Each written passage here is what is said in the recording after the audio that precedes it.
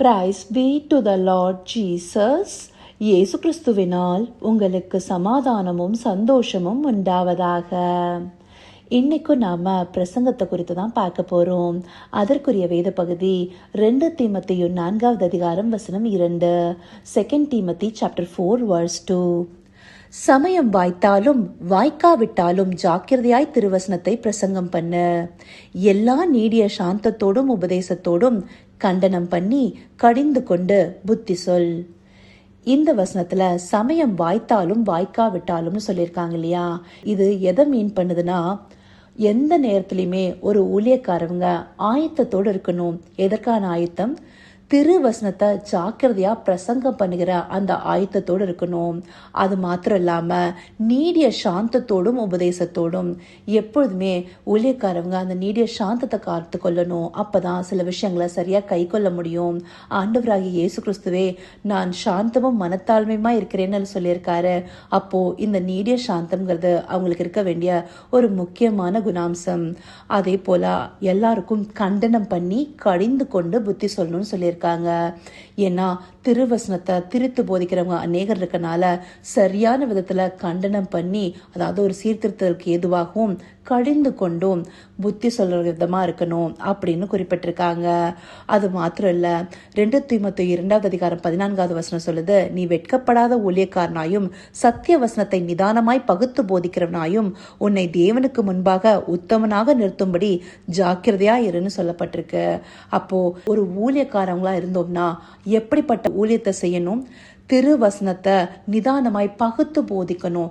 அந்த பகுத்து போதிக்கும் போதுதான் அதை கேட்கிறவங்களுக்கு சரியான சத்தியம் சென்று சேரும் இல்லையா? அதனால்தான் இப்படியெல்லாம் குறிப்பா சொல்லப்பட்டிருக்கு. அங்க மாத்திரம் இல்ல, தீத்து 1 அதிகாரம் 9வது வசனத்துல கூட ஆரோக்கியமான உபதேசத்தினாலே புத்தி சொல்லவும் எதிர்பேசுகிறவர்களை கண்டனம் பண்ணவும் வல்லவனாய் இருக்கும்படி தான் போதிக்கப்படத்திற்கேற்ற உண்மையான வசனத்தை நன்றாய் பற்றி கொள்கிறவனுமாயும் இருக்க வேண்டும். இந்த இடத்துலயுமே ஆரோக்கியமான உபதேசத்தை போதிச்சு எதிர்பேசுறவங்கள கண்டனம் பண்றதுக்கு வல்லவரா இருக்கணும் அப்படிங்கிறதையும் சொல்லியிருக்காங்க. இந்தபடியான ஒரு குணாம்சங்கள் ஒரு ஊழியக்காரருக்கு முக்கியமா இருக்கணும் அப்படின்னு சொல்லிட்டு திருவசனங்கள் நம்மளுக்கு ஏன் காண்பிக்குது? இதே 2 தீமோத்தேயு 4வது அதிகாரம் மேற்படியான வசனங்களை பார்த்தோம்னா நம்மளுக்கு நல்லா தெரியும். ஏன்னா ஆரோக்கியமான உபதேசத்தை கேட்கறதுக்கு பொறுமை இல்லாம மனசு இல்லாம இருக்கிறவங்க என்ன பண்றாங்க? அவங்களுடைய சுய இச்சைகளுக்கு ஏற்ற போதகர்களா அவங்களுக்குன்னு தேடி போயிடுறாங்க அப்படின்னு சொல்லி கொடுத்திருக்காங்க. அது மாத்திரம் இல்லாம சத்தியத்துக்கு செவியை விலக்கி கட்டுக்கதைகளுக்கு சாய்ந்து போகும் காலம் வரும்னு சொல்லிட்டு அப்பவே பவுலடியார் சொல்லியிருக்காரு. அந்தபடியான காலம் இல்லவா இப்ப இருக்கு? எந்தபடியான ஊழியங்கள் நம்மளுடைய காதுக்கு இனிமையா இருக்கோ அதை நம்ம சூஸ் பண்ணி பிக் பண்ணி அதை மாத்திரம் கவனிக்கிற மாதிரி இல்ல இப்ப மக்கள் மாறிட்டு இருக்காங்க. அந்த மாதிரியா இருக்காம என்ன சத்திய வசனம் சரியா போதிக்குதோ, எதற்காக ஒரு வசனம் குறிப்பாக சொல்லப்பட்டிருக்குதோ அந்தபடி போதிக்கிற ஊழியக்காரர்கள் எழும்பணுங்கிறத இந்தபடியான வசனங்கள் சுட்டி காண்பிக்குது. இதெல்லாம் எதற்காக பண்ணணும்? 1 கொரிந்தியர் 15வது அதிகாரம் 2வது வசனம் பார்த்தோம்னா நம்மளுக்கு புரியும். நான் உங்களுக்கு பிரசங்கித்த பிரகாரமாய் நீங்கள் அதை கை கொண்டிருந்தால் அதனாலே நீங்கள் ரட்சிக்கப்படுவீர்கள், மற்றபடி உங்கள் விசுவாசம் விருதாவாய் இருக்குமே. அப்போ முக்கியமான விஷயம்னா சரியா இந்த வசனத்தை கை கொள்ளும் போதுதான் ரட்சிப்பு பூர்ணப்படும். அந்த ரட்சிக்கப்படுறதுக்கு ஏதுவா நடத்தப்படுவோம். அந்த மாதிரி இல்லைன்னா நம்முடைய விசுவாசம் விருதாவா வேஸ்டா போயிடும் அப்படின்னு சொல்லியிருக்காங்க. நமக்கு ரோமர்ல அடிக்கடி சொல்ற ஒரு வசனம், விசுவாசம் கேள்வினால் வரும், கேள்வி தேவனுடைய வார்த்தையினால் வரும். அப்படி இந்த தேவனுடைய வார்த்தைய பிரசங்கிக்கிறவங்க சரியான சத்தியத்தை போதிக்கலனா அந்த விசுவாசம் சரியா இருக்குமா? அது மாத்திரம் இல்ல, இந்த காலத்துல நிறைய பேரு நான் ஆண்டவரை விசுவாசிக்கிறேன், நானும் ஆண்டவரை விசுவாசிக்கிறேன்னு சொல்றாங்க. ஆனா அவங்க கிட்ட காணப்படுகிறது கிரியை இல்லாத விசுவாசமா இருக்கு, ஆண்டவருக்கு கீழ்ப்படியாத ஒரு விசுவாசமா இருக்கு. அதுக்கு நாமளே கூட நிதானிச்சு பார்க்கலாம். அந்தபடியான விசுவாசம் விருதாவாயால இருக்கும். சத்தியத்தை சரியா அறிந்து கொண்டு அதற்கு அடிபணிந்து நடக்கலனா என்ன ஆகும்? ரட்சிப்பு பூர்ணமாகாது. எதற்காக தேவன் தம்மை தந்தருனாரோ அந்த சாராம்சத்தையே நாம இழந்து போயிடுறவர்களா இருப்போம்.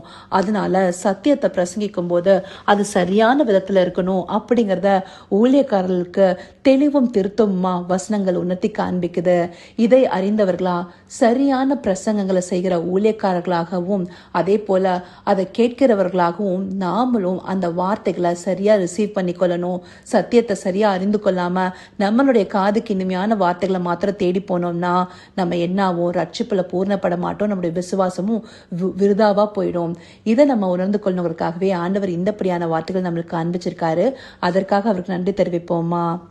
கர்த்தாவே, தேவாதி தேவனே, உமக்கே இந்த வேலை நன்றி செலுத்துகிறோம் ராஜா. அப்பா, அருமையான இந்த வார்த்தைகளை காண்பிச்சு ஊழியக்காரர்களா இருக்கும் போது ஒவ்வொரு வார்த்தையும் நேர்த்தியாய் பிரசங்கிக்கவும், எந்த நேரத்திலையும் ஆயத்தத்தோடு காத்திருக்கவும், அந்த திருவசனத்தை ஜாக்கிரதையாய் பிரசங்கிக்கவும் வேணும்ன்றதை காண்பிக்கிறீங்க தகப்பனே. அப்படியான ஒரு வல்லமையான ஊழியக்காரர்களாய் இந்த நாள்ல ஒவ்வொருவரையும் எழுப்புங்க தகப்பனே. ஆம் ராஜா, அவர்கள் எழும்பி கண்டனம் பண்ணி கழிந்து கொண்டு புத்தி சொல்லணும் ராஜா. அதன் மூலமா சரியான சத்தியத்தை அறிந்து கொண்டு அநேகர் விசுவாசத்துல விருத்தி அடையணும் ராஜா. அப்படியே அவங்க ரட்சிப்பை பூர்ணப்படுத்த போகிற தயவிற்காய் நன்றி.